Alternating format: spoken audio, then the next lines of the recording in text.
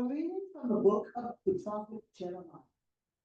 The officials said to the ruler, "The prophet must be put to death. His words are demoralizing the soldiers left in the city, as well as the populace.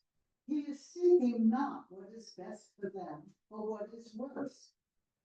"Do as you wish," Zedekiah answered. "I cannot do anything to stop you." So they took Jeremiah and put him into the cistern in the courtyard of the guard, letting him down with ropes. There was only mud in the cistern, and Jeremiah sank into the mud. But when Ebed-Melech the Ethiopian, a eunuch in the ruler's house, learned that Jeremiah had been imprisoned in the cistern, he went to the ruler, who was visiting at the Benjamin Gate. "Your Majesty," he said, "these officials are acting viciously in their treatment of Jeremiah. They threw him into a cistern where he will starve to death, for there is no more bread in the city." The ruler instructed Ebed-Melech the Ethiopian to take 30 attendants and pull him out of the cistern before he died. Hear what the Spirit says to the people of God. Thanks be to God.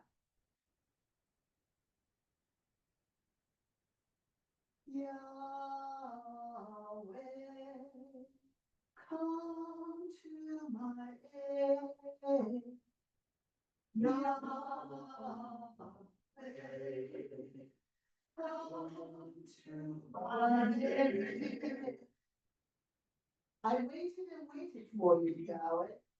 Now at last you have turned to me and heard my cry for help. You have lifted me out of the horrible pit, out of the slough of the marsh. Yahweh, come to my aid. Yahweh, you have put a new song in my mouth, a song of praise. Many will look on in awe and will put their trust in you. Yahweh, come to my aid.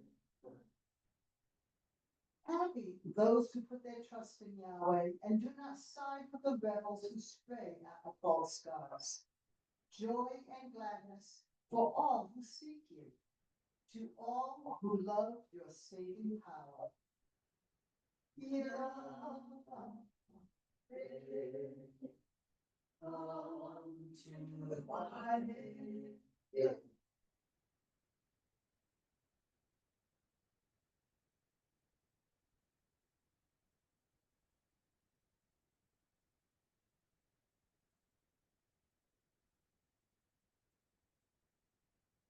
Reading from Paul's letter to the Hebrews. Therefore, since such a great cloud of witnesses surrounds us, let us lay aside everything that impedes us and the sin that so easily entangles us. Let us run with perseverance the race laid out for us. Let us not lose sight of Jesus, who leads us in our faith and brings it to perfection. For the sake of the joy to come, Jesus endured the cross, heedless of its shame, and now sits at the right of God's throne. Think of Jesus, who endured such opposition of sinners, so that you will not grow weary and lose heart. In your struggles against sin, you have not resisted to the point of shedding your blood. Hear what the Spirit says to the church. Thanks to God.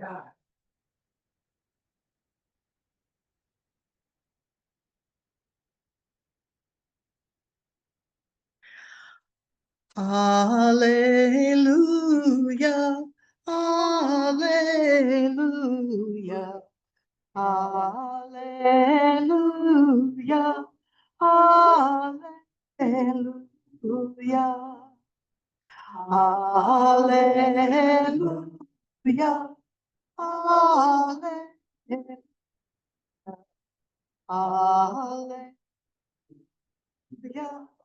alleluia.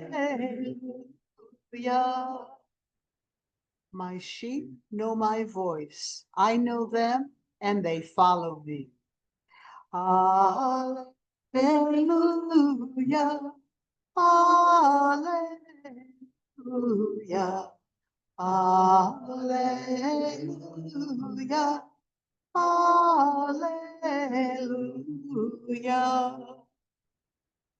May Christ be with you.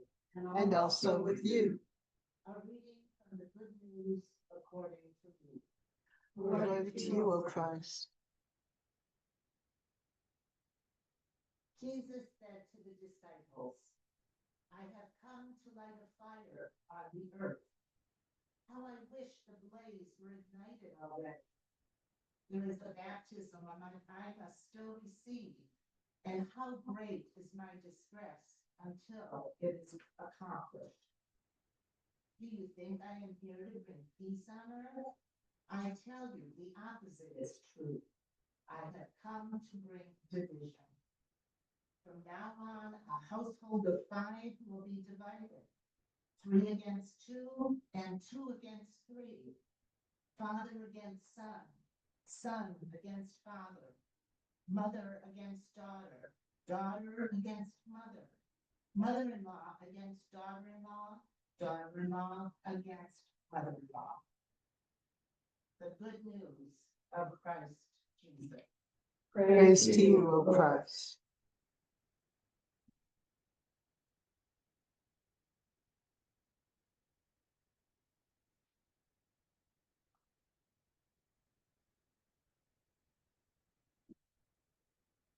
No matter how many times I read that reading, my thought right after is, wow, that's good news. Jesus' words in this gospel do not match up with the Jesus who, for the most part, remained calm, cool, and collected during his ministry on this earth. Peace be with you is heard from him anytime he came into or left the room. When he healed somebody, his dismissal was, peace be with you. Go in peace.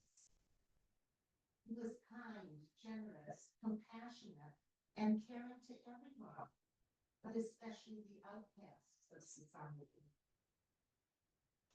While Jesus disagreed with many of the societal norms, he used non-confrontational tactics to diffuse any tense situations and taught calmness and love rather than rebellion, violence. But what do we hear today? In a paradoxical address to a large crowd of people, Jesus says, do you think I'm here to bring peace on earth? I tell you the opposite is true. I have come to bring division. While I think these words might be due to a poor translation, whatever Jesus said, I liken them to the phrase, lead us not into temptation, and our Father, which we've discussed many times. God does not lead anyone into temptation, nor was bringing division on this earth Jesus' goal in his life. I think I would be more taken aback by these words if we weren't living in the world we are living in now.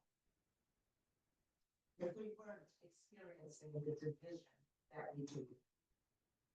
The prophecy of division certainly has come time and time again throughout history.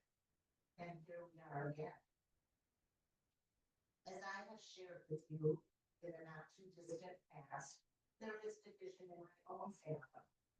What breaks my heart is the fact that both sides of the disagreement feel that they are right. They dig in their heels and won't budge. Even attempts at making peace are rejected. All one can do in situations such as this is brush the dust off one's sandals and move on, which Jesus told the apostles a few weeks ago in our gospel. To avoid my succumbing to call this gospel bad news and giving into the wet blanket that Jesus seems to be throwing on our joy and aspirations for peace, I decided to focus on the first words of Jesus in this gospel. I have come to light the fire on the earth. Of course, even that can be considered not so good news, as fire can be very destructive, as we are seeing in our country and beyond with all the forest fires.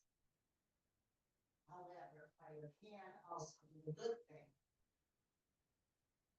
Even in a forest fire, they'll do a controlled burn to stop the fire. Fire, of course, also gives heat radiated.